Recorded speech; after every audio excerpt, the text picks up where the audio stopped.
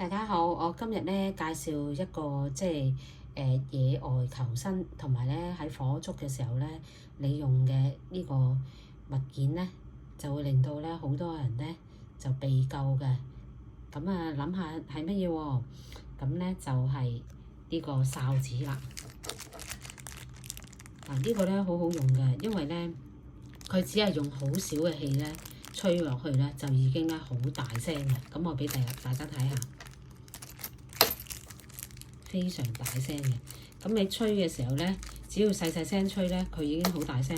咁當你火災嘅時候咧，你要求生啊嘛，咁你可能冇理由逐家逐戶去拍門㗎。咁你最好嘅方法咧就係咧用呢個咧就吹咗一下大聲，咁啲人就知道做乜嘢事啊會咁大聲嘅，咁就打開道門咧睇一睇究竟有乜嘢。我哋喺度咁樣，我試下吹啦。只係好細聲咧，就已經咧聽到咯喎。咁呢個哨子咧就最好嘅有個功能就係，譬如你野外咧去求生嘅，譬如話我跌咗落去一個樹窿，即係嗰個下邊嘅山崖啊，又或者咩地方，咁我嗌唔到咁大聲㗎嘛，咁我只有吹一吹。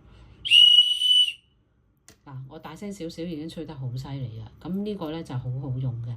咁喺我哋即係喺外邊咧，譬如又即係得一個人嘅時候咧，又或者有幾個人啊跌咗落山又會屈親腳啊，只要你喺山崖啊，或者喺啲危險嘅地方，你一吹一吹咧，咁你就會咧獲救啊！咁起碼有人知道啊，咁有啲人啊打電話啊，或者報警啊各樣啊，咁就會令到你喺困難之中咧，或者喺危險之中咧就獲救嘅。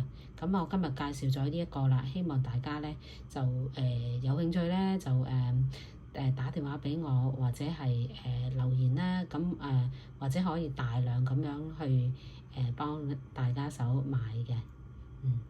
好，今日講到咁多，拜拜。